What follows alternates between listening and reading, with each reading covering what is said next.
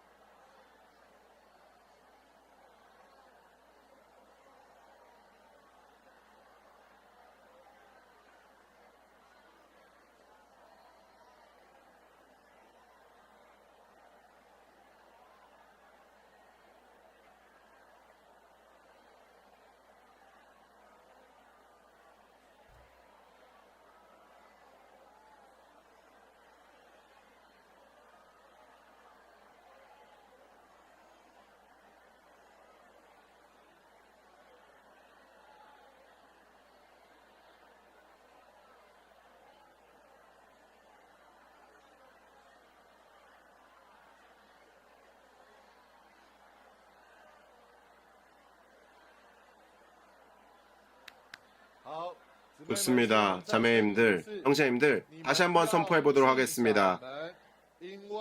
좁은 문을 통해 들어가십시오.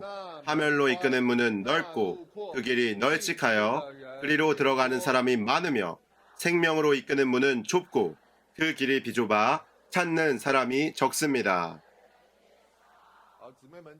자매님들, 여기에는 대비가 있습니다. 두 가지 길이 있고 두 가지 문이 있고 두 가지 인도된 결과가 있습니다. 그러므로 좁은 문을 통해 들어가십시오.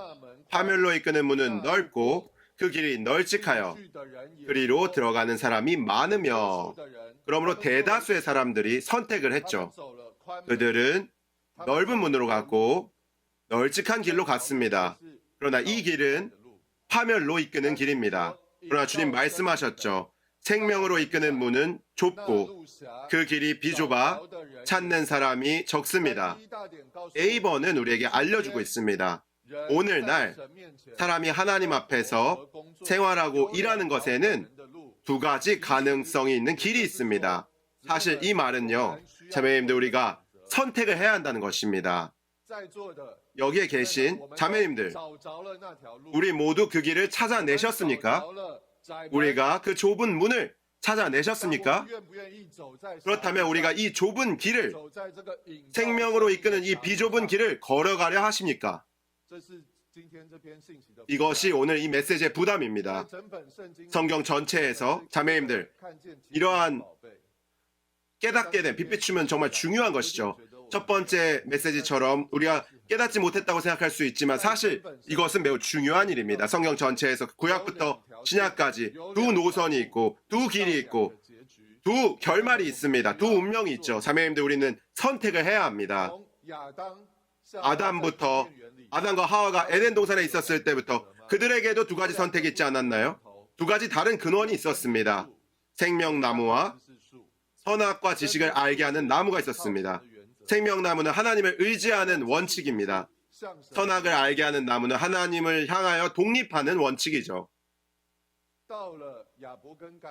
아벨과 가인의 경우에도 두 가지 길이 있지 않았습니까? 아벨은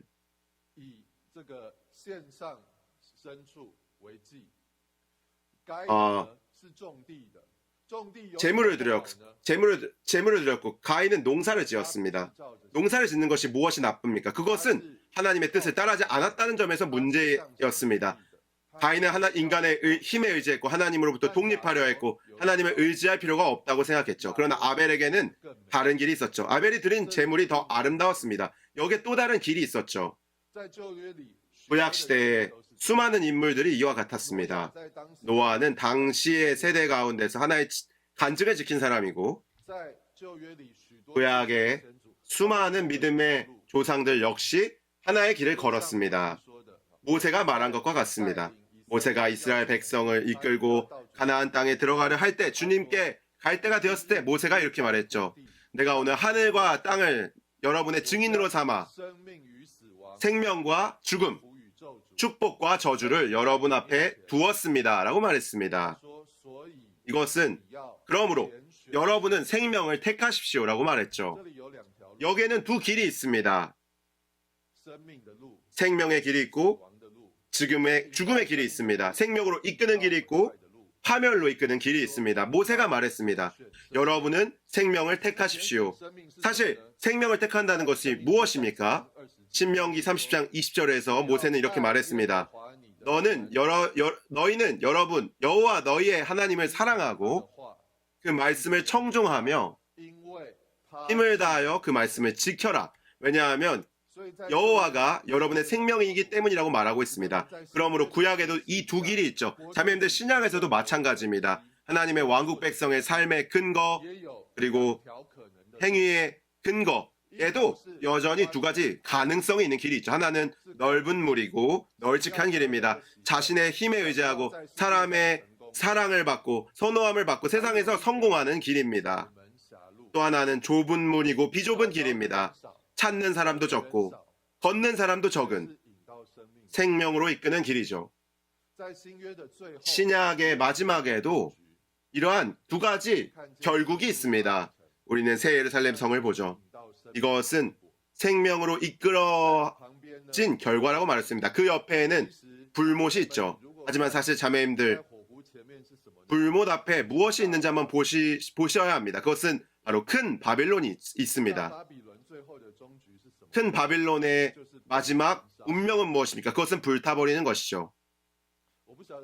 자매님도 혹시 아십니까? 한 번은 형제님께서 이렇게 말씀하신 적이 있습니다. 저는 이 사실을 생각해 본 적이 없죠. 신약 전체에서 할렐루야 이 네 글자가 나오는 것은 단 한 번 혹은 단 한 구절뿐입니다. 그것은 바로 큰 바벨론이 심판을 받을 때 큰 창녀가 불에 타는 그 순간에 천사들이 할렐루야라고 외치는 그때이죠. 성도들이 흘렸던 피가 갚음을 받을 때 거기에는 환호가 있습니다. 세상의 모든 것, 사탄에게 속한 모든 것, 원수에게 속한 모든 것이 이 선을 따라갈 때 결국 불못으로 통하게 되십니다. 그럴 때 그 옆에는 생명의 성이 있습니다. 자매님들, 우리의 오늘의 삶이나 우리의 일이 이 두 가지 선택 안에 있습니다. 모세가 말한 것처럼 우리는 생명을 선택해야 합니다. 우리는 바랍니다. 좁은 문을 찾아낼 뿐만 아니라 비좁은 길 위를 걷고 있을 수 있기 원합니다. 그럼 이 길이 어떤 길인지 살펴보기 원합니다. A번입니다. 생명으로 이끄는 길은 생명에 속한 살아있는 보상으로 이끄는 길이다. 이것은 그 길, 곧 진리의 길, 바른 길, 의의 길, 평안의 길, 구원의 길, 하나님의 길, 주님의 길이다. 아래에 많은 성경 구절이 인용되어 있는데 사실 여기 열거된 이 길의 다양한 측면들을 구체적으로 말하고 있는 구절들이죠. 그러나 자매님들, 여기에는 매우 특별한 점이 있습니다. 그분이 당시 이 유대인들이 이 사람들을 잡으려 했다고 말하면서 그들을 이 길 위에 있는 사람들이라고 불렀습니다. 여기엔 특별한 길이 있죠. 주님을 사랑하는 한 무리, 주님을 추구하고 주님을 부르짖는, 심지어 주님의 이름을 위해 박해를 기꺼이 감수하는 성도들이 걷는 길입니다. 이것이 바로 그 길이라고 불릴 수 있는 길이죠. 진리의 길, 바른 길, 의의 길, 평안의 길, 구원의 길. 여기서 사람을 구원하는 길은 또한 구원의 길이라고 번역할 수 있습니다. 우리를 구원시키는 길이죠. 하나님의 길이자 또한 주님의 길입니다. 이 한 무리의 사람들, 그 길을 가는 사람들이라고 불리는 사람들이 있습니다. 자매님들, 우리는 주님의 회복 안에서 우리도 이와 같을 수 있기 원합니다. 우리도 생명으로 이끄는 이 길을 걸을 수 있기를 바랍니다. 좋습니다. B번과 C번은 대비되는 부분입니다. 이제 오른쪽에 계신 자매님들이 B번을 함께 읽어보도록 하겠습니다. 파멸로 이끄는 넓은 길은 세상적인 체계에 따른 것으로서 타고난 취향을 만족시키므로 군중을 얻고 사람의 경력을 쌓으며 사람의 큰 사업을 이루는 것이다. 좋습니다. 왼쪽에 계신 자매님들이 C번을 읽어주겠습니다. 이 길은 생명으로 이끄는 비좁은 길은 신성한 규제에 따른 것으로서 영적인 요구들을 충족함으로 하나님의 선택받은 백성을 산출하고 예수 그리스도의 증거를 지니며 그리스도의 몸을 건축하기 위해 하나님의 경륜을 수행하는 것이다. 좋습니다. 이 길은 곧 좁은 길이며 생명으로 이끄는 길입니다. 신성한 규제에 따른 것으로서 영적인 요구들을 충족하는 길입니다. 하나님의 선택받은 백성들을 산출하고 예수 그리스도의 증거를 지니며 그리스도의 몸을 건축하기 위해 하나님의 경륜을 수행하는 것입니다. 우리가 생활을 살아갈 때, 우리가 봉사할 때 사실 우리는 항상 이 선택 안에 있습니다. 우리가 어떠한 길을 걸을 것인가, 어떤 방법을 사용할 것인가, 어떠한 생활을 살 것인가, 어떠한 일을 이루어내고 싶은가. 자매님들, 우리는 모두 이 선택 안에 있습니다. 이 선택은 처음부터 생명을 선택하는 것입니다. 생명은 사실 하나님 자신이죠. 하나님을 선택하고 하나님을 의지하고 하나님을 생명으로 누리며 그리스도를 생명나무로 누리는 길입니다. 사실 이 길을 보기에는 어려워 보입니다. 그러나 사실은 정상적인 길이죠. 자매님들, 마치 오늘 우리가 일찍 자고 일찍 일어나는 것처럼 말입니다. 그것이 어렵습니까? 사실 좀 어렵습니다. 그러나 습관을 형성하는 정상적인 사람에게는 그것이 바로 우리의 생활이라고 말할 수 있는 것이죠. 봉사도 마찬가지입니다. 우리의 생활과 일 속에서 우리는 일찍 일어나 주님과 교통하기를 선택하고 소그룹을 참여하고 소그룹을 세우기로 선택하고 활력 있는 사람이 되기를 선택하고 열매 맺는 가지가 되기를 선택하는 것입니다. 이것은 특별한 것이 아닙니다. 정상적인 것입니다. 생명에 속한 것입니다. 주님과 연결되는 길입니다. 요한복음 15장에서 말하길 포도나무에 붙은 가지가 열매를 맺는다고 말하고 있습니다. 그러나 이 열매 맺는 가지들은 가지치는 것을 체험하게 됩니다. 깨끗이 가지쳐질 때 더 많은 열매를 맺게 되는 것입니다. 이것은 제한받고 다듬어지지만 생명으로 가득 차서 열매를 맺는 길입니다. 그러나 또 다른 길이 있죠.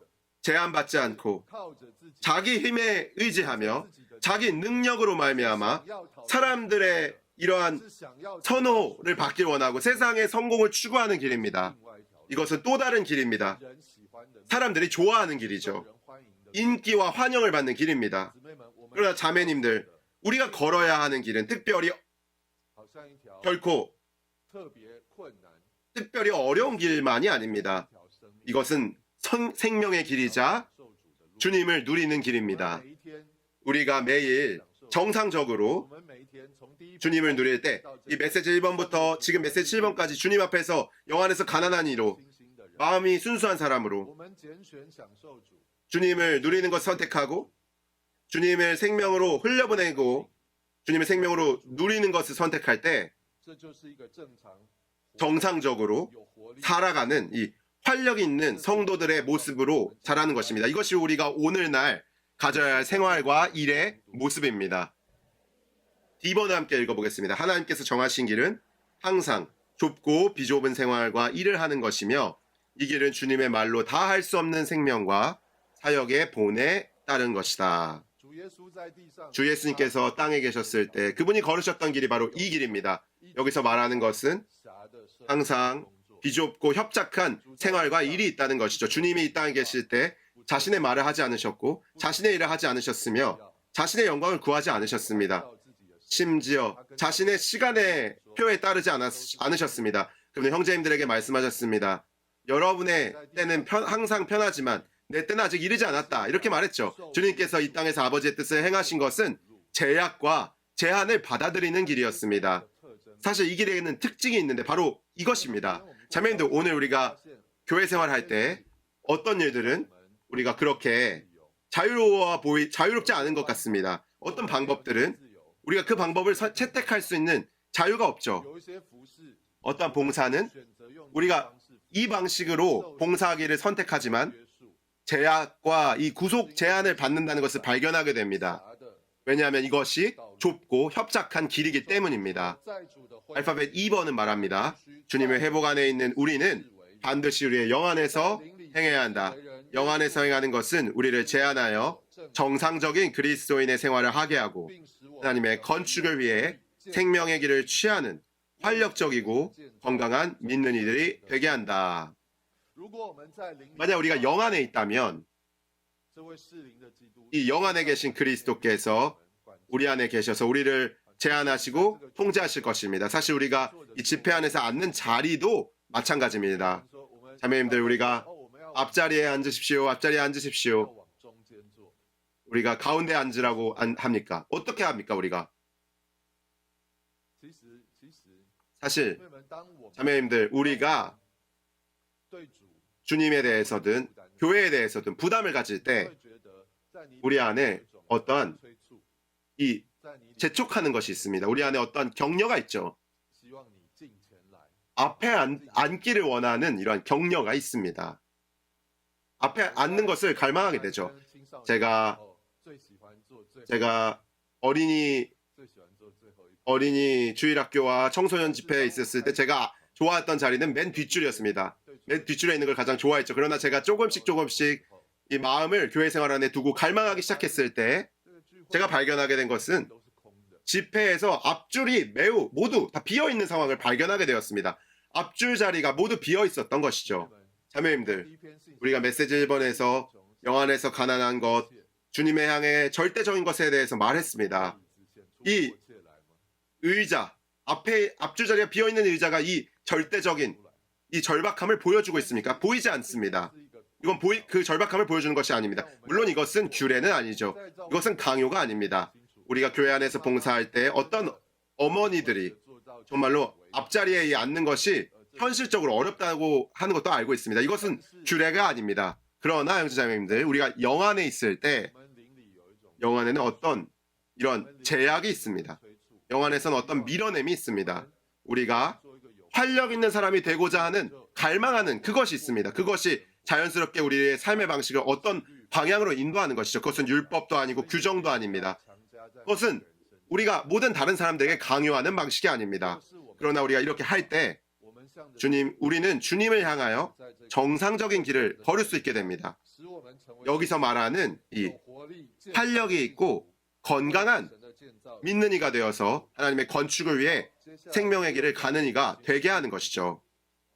F번을 같이 읽어보도록 하겠습니다. 우리는 분량을 재어주시는 하나님, 측량하신 하나님께서 우리에게 나눠주신 그 분량의 한계에 따라 반드시 우리의 일에 있어서 자신을 제한하기를 배워야 한다. 자매님들, 사실은 우리가 더 많은 봉사 안에 있는 형제님들에게 말하는 말 같지만 사실 우리 모두에게도 이 배울 것들이 있는 부분입니다. 주님은 우리에게 분량을 재어주신 하나님이죠. 그분은 우리에게 측량하신 하나님입니다. 우리에게 나눠주신 그 분량이 있죠. 우리가 함께 동역하는 성도들 가운데 있을 때 아주 쉽게 발생하는 이러한 현상이 있는데 우리가 우리의 분량을 넘어서서 일할 때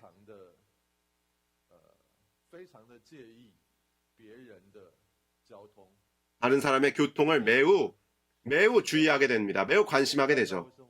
예를 들면 제가 교회 생활 안에 있습니다. 모든 형제 자매님들은 우리 모두 마음이 있고 봉사하고자 하는 갈망이 있는 사람들입니다. 그러나 자매님들, 많은 때에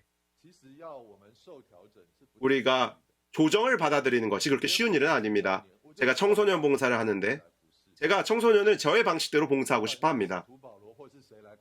사도 바울이든 그 누가 나한테 가르쳐주다 할지라도 결코 조정받기를 원하지 않습니다. 저는 그냥 이렇게 하고 싶어 합니다. 우리가 실무적인 봉사를 할 때 다른 사람들이 저를 조정하는 것을 그렇게 원하지 않죠. 그러나 우리 모두는 다 이 분량을 재어주신 이 분량이 있습니다. 우리가 함께 동역할 때 이렇게 하는 것입니다. 봉사하고 있을 때 저는 말하는 것을 좋아합니다. 제 의견을 말하는 것을 좋아합니다. 저는 제가 청소년을 봉사하는 것에 대해서 봉사하지만 이 대학생을 봉사하는 것에 대한 아주 많은 의견이 있습니다. 이것은 이렇게 해야 하는데 저렇게 해야 되는데 말합니다. 그래서 대학생 봉사가 성공적이지 못하다 이렇게 말합니다. 우리는 간섭하길 좋아하죠. 그러나 주님이 우리를 지켜주시기 원합니다. 우리가 부담이 없어야 된다고 말하는 것이 아닙니다. 우리가 관심이 없어야 된다고 말하는 것이 아닙니다. 그러나 여기서 말하는 것처럼 고린도후서 10장 15절에서 말합니다. 우리가 바라는 것은 여러분의 믿음이 증가하면서 우리의 사역이 우리의 한계를 따라 여러분 안에서 확대되어 넘치는 것입니다. 주님은 우리의 분량이 확대되기를 원하는 것입니다. 그러나 그것은 우리가 주님을 향하지 않은 독립적인 의견이나 우리의 어떤 할 수 있는 능력을 통해서 우리의 분량을 넓히는 것이 아닙니다. 그것은 주님을 향한 우리의 믿음과 우리가 봉사하는 사람의 생명이 자람을 통해서 그 분량이 자라나서 확대되어서 이러한 그리스도의 몸을 건축하는 길에 참여할 수 있도록 하는 것이죠. 좋습니다. 이제 자, 1번의 G번을 한번 읽어보겠습니다. 우리는 더 제약받을수록 더 규제되며 더 규제될수록 더 건강해진다. 활력적인 것은 건강한 것을 의미한다. 바울은 온갖 지혜로 각 사람에게 권면하고 각 사람을 가르침으로 각 사람을 그리스도 안에서 충분히 성장한 사람으로 하나님께 드리기를 갈망했다. 바울은 기적을 의지하지 않았다. 그의 일은 더욱 각 사람의 방식으로 행해졌다. 우리는 모두 기적적인 일을 행하기를 원합니다. 그러나 바울의 사역은 한 사람 한 사람의 사역이었습니다. 그리스도 안에서 성숙한 한 사람을 하나님께 드리는 것이죠. 한 사람의 방식으로 수고한 것입니다. 정상적으로 주님을 누리고 정상적으로 생명을 공급하고 정상적으로 목양하고 정상적으로 복음을 전파하여 개인을 한 사람의 방식으로 일한 것입니다. 자매님들, 이것이 우리가 바라는 바입니다. 우리는 기대하지 않습니다. 물론 주님께서 축복하신다면 가능할 수도 있겠죠. 그러나 우리는 매일 정상적인 생활을 살기를 갈망합니다. 주님에 대하여 정상적인 누림이 있기를 원합니다. 이것이 이제 로마서 2번을 한번 읽어보겠습니다. 우리는 생명이 성장함으로 생명 안에서 하나님의 건축을 이루도록 생명의 흐름 안에서 생명나무이신 그리스도를 누림으로써 생명을 유지해주는 생명의 길, 생명의 노선에 머물러야 한다. 왜냐하면 시간 관계상 제가 7가지의 이 방면을 읽어 나가겠습니다. 7방면을 더 많이 누림으로써 생명나무신 그리스도를 더 누리기 원합니다. 우리가 더 많이 누림으로써 이 생명의 길로 생명을 유지할 수 있는 생명의 길 안에 머물 수 있습니다. 이것은 우리가 다만 이해하는 것으로 끝나서는 안 됩니다. 우리가 비좁은 길에 가야 한다라는 것은 결심하는 것으로 되는 것이 아닙니다. 사실 쉽게 벗어나기 쉽죠. 우리는 그리스도를 생명나무로 누리고 우리의 생명이 되고 우리의 내용이 되게 함으로써 우리는 이 생명의 길에 머물 수 있습니다. A. 우리는 옳고 그름의 원칙에 따라서가 아니라 생명의 원칙에 따라서 살고 봉사함으로써 생명의 길에 머문다. 생명의 원칙은 옳고 그름의 원칙이 아니죠. B번입니다. 우리는 주님을 극도로 사랑함으로 다른 사람들을 이끌어 그분을 따라 달려가게 함으로써 자매님들, 우리 모두가 주님을 사랑하는 마리아가 되기 원합니다. 주님을 사랑하는 본이 되기 원합니다. 사람들을 다만 일하도록 끌어들이는 것이 아니라 사람들이 주님을 사랑하게 하여 빨리 달려가게 할 수 있기를 원합니다. 10번, 우리는 말씀을 기도로 읽고 읊조림으로 예수님을 먹고 우리의 믿음의 영을 사용하여 그 영인 말씀을 다른 사람들 안으로 공급함으로써 생명의 길에 머문다. 우리는 다만 우리 자신이 먹을 뿐만 아니라 다른 사람들 안으로 말씀을 공급하는 이들이 되어야 합니다. 소그룹 안에서도 마찬가지입니다. 자매님들, 우리는 모두 이 서로 비추는 생활이 필요합니다. 서로 공급해야 합니다. 우리가 누리고 우리가 또한 공급해야죠. 우리가 말씀을 들을 뿐만 아니라 다른 사람들 안에 말씀을 말해내어야 합니다. 이것이 우리가 가져야 할 생활입니다. 2번입니다. 우리는 신성한 영향을 가진 생명의 법이신 삼위 하나님을 누림으로써 생명의 길에 머문다. 2번입니다. 우리는 그리스도의 머리의 권위 아래서 그분의 신성한 본성에 따라 생명의 흐름 안에서 생명나무이신 그리스도 안에 거함으로써 생명의 길에 머문다. F번입니다. 우리는 우리가 접촉하는 사람들에 대해 주의하고 거친 죽음이나 온순한 죽음이나 간교한 죽음 등 온갖 영적 죽음에서 하나님께 분별됨으로써 생명의 길에 머문다.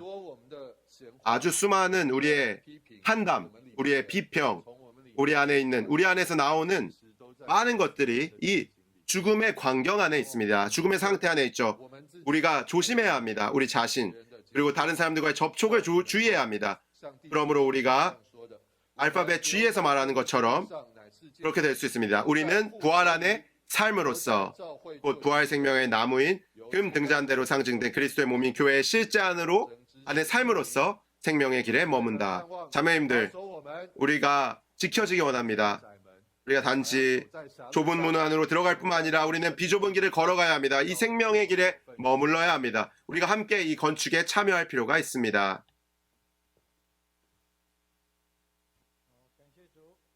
주님께 감사합니다.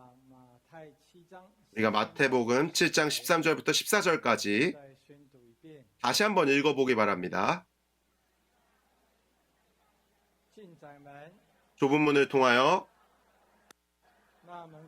들어가십시오. 파멸로 이끄는 문은 넓고 그 길이 널찍하여 그리로 들어가는 사람이 많으며 생명으로 이끄는 문은 좁고 그 길이 비좁아 찾는 사람이 적습니다. 아멘.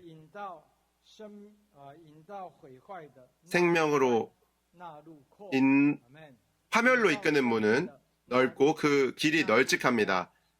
생명으로 이끄는 문은 좁고 그 길이 비좁아 찾는 사람이 적죠. 그러므로 우리가 오늘 구원받은 이후에는 오늘 우리가 들은 이 세 가지의 메시지가 있죠. 이 세 가지 메시지는 다소 엄숙한 내용입니다. 우리의 장래에 대하여, 우리의 건축에 대하여, 우리가 주님의 다시 오심을 준비하기 위하여 어떤 상태를 가져야 하는지에 관련된 부분입니다. 특별히 여기서 우리는 우리의 생활과 일의 기초에 대해서 말하고 있습니다. 우리가 좁은 문으로 들어가 비좁은 길을 가는 것인데 사실 이 비좁은 길은 마태복음 5장부터 7장까지 묘사된 생활을 말하고 있습니다. 이 생활은 좁은 길을 걷는 것입니다. 여러분은 이 마태복음 5장부터 7장까지 요구하는 기준이 높다고 생각하지 않으십니까? 그러므로 매일 우리는 이러한 생활을 살기 위해 훈련해야 합니다. 이것이 바로 생명의 비좁은 길을 걸어가는 것이죠.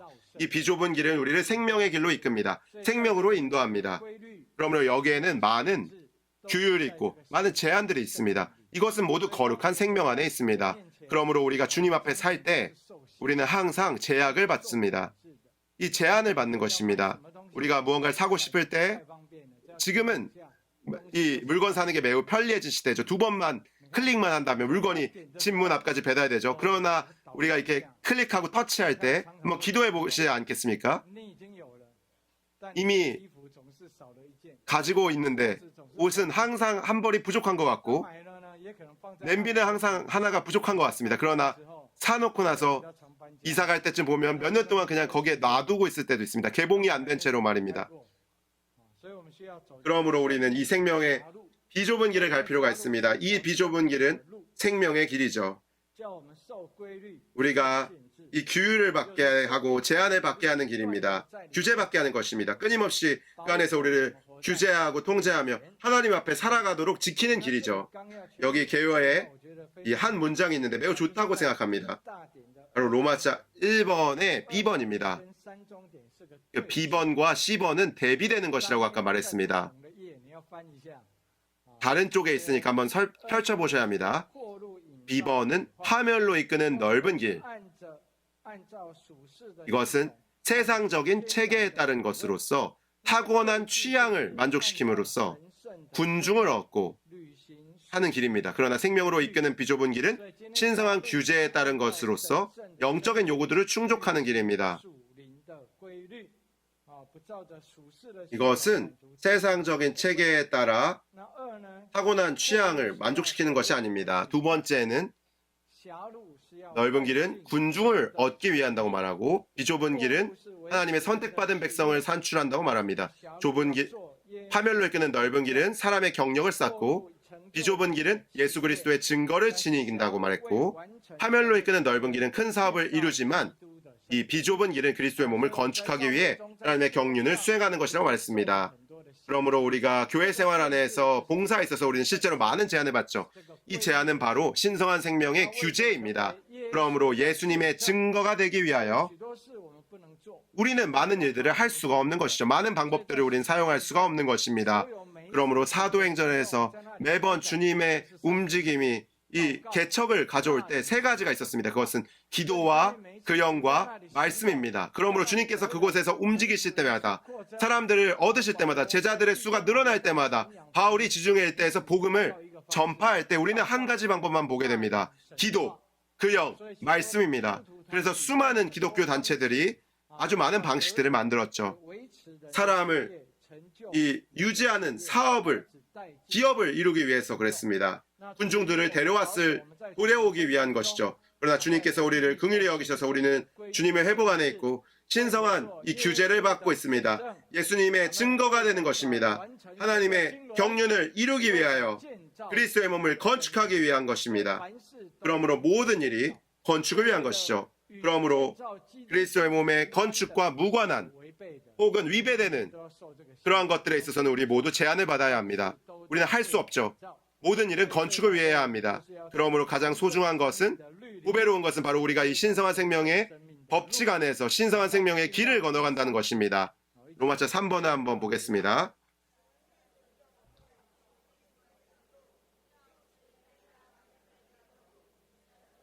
교회를 위해 하나님께서 정하신 노정은 빌라델비아의 길이다. 하나님께서 정하신 이 노정은 생명으로 이끄는 비좁은 길이다. 그러므로 개인이 비좁은 문을 통해 들어가 비좁은 길을 걸어가야 합니다. 그러나 교회의 길이 바로 빌라델비아의 길이라는 것이죠. 요한계시록 2장과 3장에 7 교회들에 대한 말씀이 기록되어 있습니다. 이것은 교회 2000년사를 대표하는 교회들이죠. 이미 있었던 일, 이미 일어난 일. 첫 번째는 이 에베소 교회, 이 초기 교회를 다루고 있습니다. 그리고 서머나 교회는 2세기에 이 고난받는 교회를 말합니다. 로마 제국의 10차례에 걸친 큰 박해를 받았죠. 세 번째는 버가모 교회인데 세상과 결혼한 교회입니다. 네 번째 교회는 두아디라의 교회입니다. 두아디라 교회는 변절한 교회입니다. 주로 로마 가톨릭을 예표하는 것이죠. 그리고 다음은 4대 이 개혁교회를 말합니다. 그리고 그 다음이 빌라델비아이고 마지막으로는 라오디게아가 있습니다.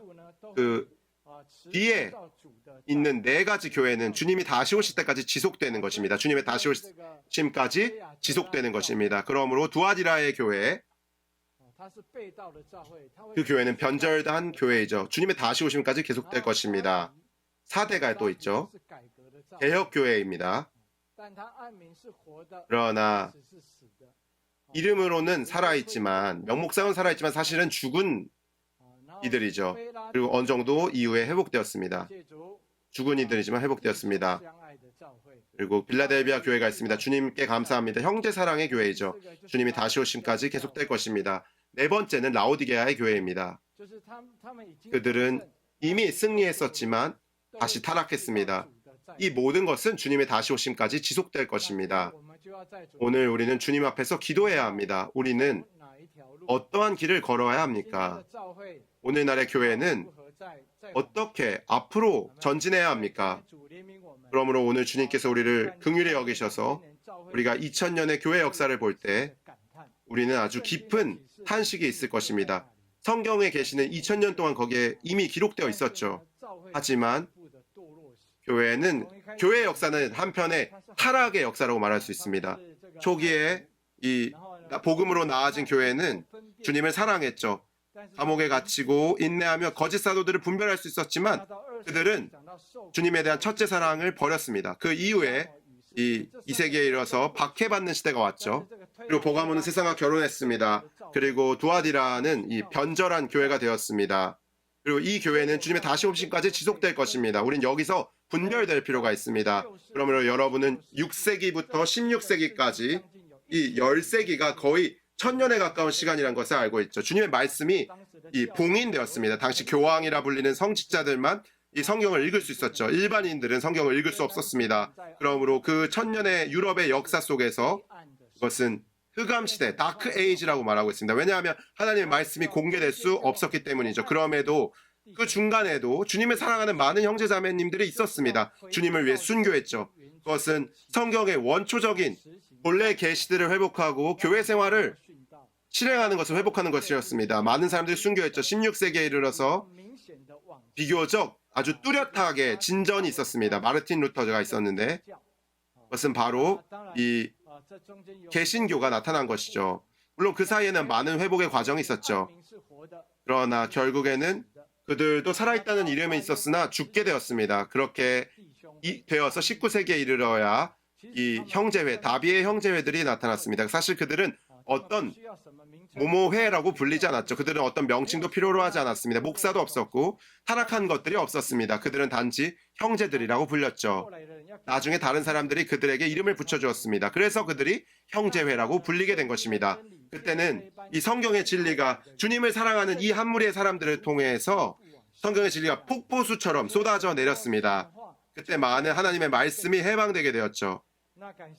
주님께 감사합니다. 이후에 워치만 형제님과 위트니스리 형제님을 통해서 그들은 믿음의 선진들의 어깨 위에 서서 회복의 이 어깨 위에 서서 계속 나아가셨습니다. 그러므로 오늘날 이 전체 교회 역사는 피와 눈물의 역사입니다. 많은 이들이 진리를 위해 그들의 보배로운 생명을 희생하였습니다. 그들의 높은 지위를 내려놓았죠. 그러므로 오늘날 우리가 주님의 회복 안에서 보는 진리는 성경에 따른 것입니다. 그리고 성경에 따라 봉사하고 교회 생활하는 길, 그것을 회복하는 것입니다. 주님의 회복입니다. 그러므로 오늘날 주님의 회복은 빌라델비아의 길에 이르렀습니다. 빌라델비아입니다. 오늘 우리는 이 긍휼을 얻은 사람들입니다. 우리는 주님의 임재가 있습니다. 주님의 말씀이 있습니다. 특별히 빌라델비아의 회복에서 가장 중요한 것은 빌라델비아, 바로 형제 사랑을 회복하는 것입니다. 이 필로스는 사랑한다는 뜻입니다. 그리고 아델포스는 형제이죠. 그러므로 오늘 하나님께서 교회를 위해 정하신 길은 빌라델비아의 길입니다. 그러므로 생명의 비좁은 길로 이끄는 것입니다. 이 빌라델비아 이기는 이들에게 준 첫 번째 계명은 그 첫 번째 특징은 형제들끼리 사랑하는 것입니다. 그들 가운데 사랑이 운행하도록 하는 것입니다. 그러므로 우리가 이 사랑으로 사람들을 목양하고 기쁘게 하는 하나님의 임재로 사람을 돌보며 성경의 건강한 가르침으로 사람들을 목양하는 것입니다. 이것은 우리가 지난번 메시지에 다룬 내용과 연결되는 부분입니다. 마태복음 5장 48절이죠. 여러분은 하늘에 계신 여러분의 아버지께서 완전하신 것이 온전하게 되십시오. 뒤에 이 강조하는 부분이 있죠. 하늘에 계신 여러분의 아버지께서 온전하신 것처럼 온전하게 되십시오. 여러분은 온전하게 되십시오. 하늘에 계신 여러분의 아버지께서 온전하신 것처럼 온전하게 되십시오.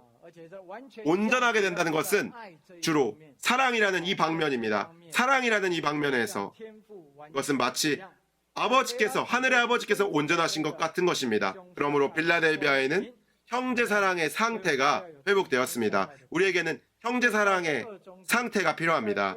그러므로 B번이 있습니다. 빌라델비아에서의 주님의 회복은 질에 있어서의 회복입니다. 질의 동그라미 치기 바랍니다. 곧 교회의 원래 실질이자 하나님의 내적 실질인 사랑의 회복이다. 하나라는 진정한 터, 곧 교회의 터 위에 서는 것은 모든 형제를 사랑하기를 선택하는 것이다.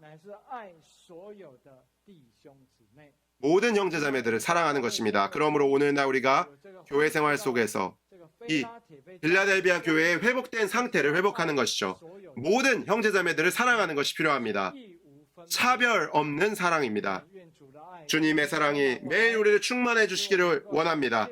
우리가 하늘의 아버지께서 온전하신 것처럼 온전하게 되기 원합니다.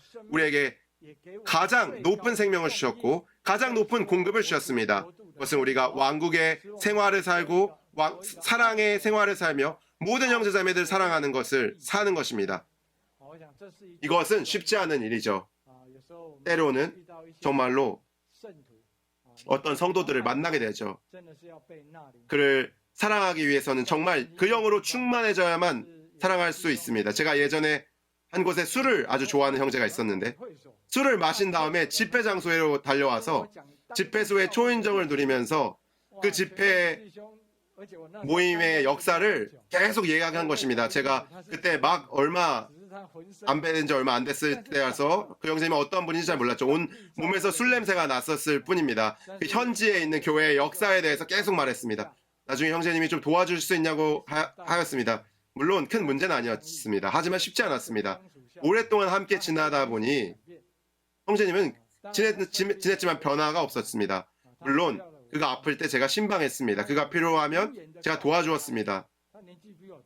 그분께서 저보다 나이가 많았기 때문에 형제님 술을 좀 그만 마시십시오 이렇게 권면했습니다. 하지만 계속 술을 마셨죠. 제가 어떻게 해야 할지 몰랐습니다. 형제님 만날 때마다 사랑으로 권면할 뿐이었죠. 대신 매우 안타까운 마음이 있었습니다. 그가 처한 이 상황이 안타깝습니다.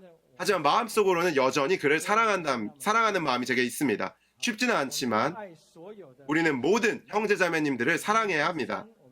10번을 함께 읽어보도록 하겠습니다.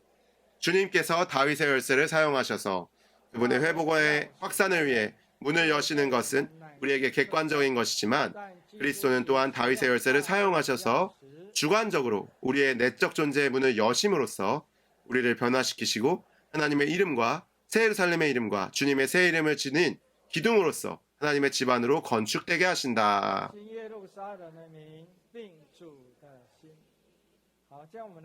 자, 이제 성경 한 구절을 읽겠습니다. 이 1번에 있는 계시록 3장 7절 8절입니다. A번에 있는 구절입니다. 오른쪽에 계신 분들이 7절을 읽어주십시오. 빌라델비아에 있는 교회의 전달자에게 이렇게 편지하여라. 거룩하니 참되니 다윗의 열쇠를 가지니 열면 닫을 수 없고 닫으면 열 수 없도록 하는 이가 이렇게 말한다. 왼쪽에 계신 분들이 8절을 읽어보도록 하겠습니다. 나는 너의 일을 안다. 보아라, 내가 아무도 닫을 수 없는 열린 문을 너의 앞에 두었다. 왜냐하면 내가 적은 능력을 가지고도 나의 말을 지켰고 나의 이름을 부인하지 않았기 때문이다. 아멘. 그러므로 여기서 말하고 있죠. 그리스도가 다윗의 열쇠를 가진 이라고 말하고 있습니다. 열면 닫을 수 없고 닫으면 아무도 열 수 없다고 말합니다. 그러므로 이 열쇠는 주님께서 각지에 있는 이 개척의 일에 항상 적용된다고 말할 수 있습니다.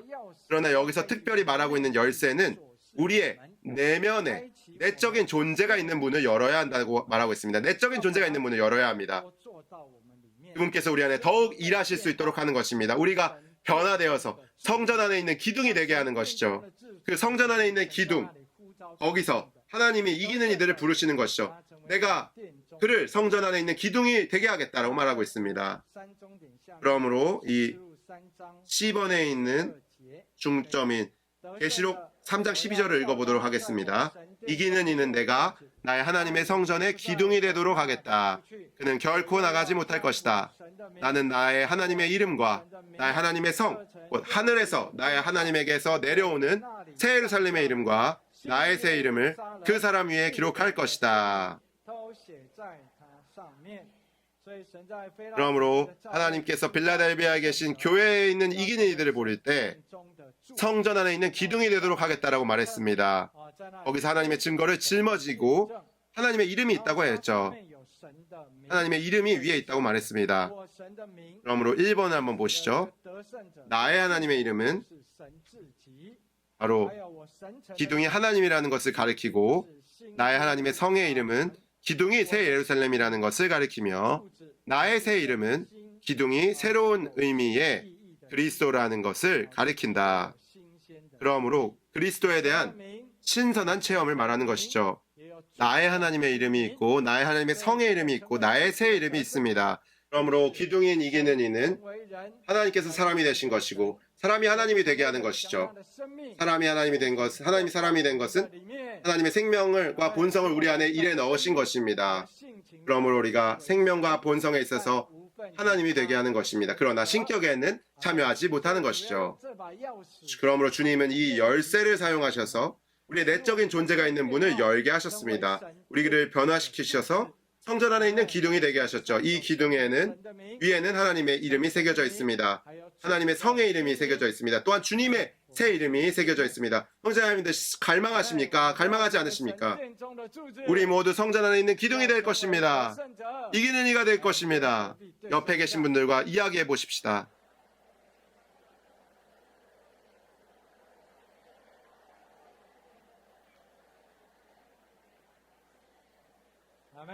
아멘. 주님께 감사드립니다. 우리 모두 이기는 이들이 되어야 합니다. 성전 안에 있는 기둥인들이 되어야 합니다. 삼위일 하나님이 우리 안에 조성되게 해야 합니다. 그러므로 숫자 2번은 말합니다. 새 예루살렘은 새 그리스도이다. 그러므로 사복음서에 게시된 그 그리스도와는 다르죠. 그곳에는 이 번식과 확장이 있습니다. 그리스도의 신부가 되게 하신 것이죠. 그래서 새 예루살렘이 산출되었습니다. 3번입니다. 우리가 하나님 안으로 건축되고 새 예루살렘의 구성 요소가 됩니다. 주님께 감사합니다. D번을 한번 살펴보도록 하겠습니다. 같이 읽어보겠습니다. 빌라델비아에 있는 이기는 이들은 일보다 생명에 더 주의를 기울이며 양보다 질에 더 관심을 둔다. 그들은 적은 능력을 가졌지만 주님을 기쁘시게 하는 것은 그들이 주님을 위하여 얼마나 많은 일을 하는가에 있지 않고 그분을 위하여 그들이 가진 것으로 최선을 다하는가에 있다는 것을 인식하고 있다. 아멘. 그러므로 그들은 조금이나마 능력이 있습니다. 주님의 말씀을 지키고 주님의 이름을 부인하지 않았습니다. 그러므로 계시록 3장 8절에서 적은 능력을 가지고 있다고 말하고 있죠. 그러므로 주님의 회복 안에 있는 교회들 안에서 적은 능력이 있습니다. 양보다 질에 여기에다가 동그라미 치셔야 합니다.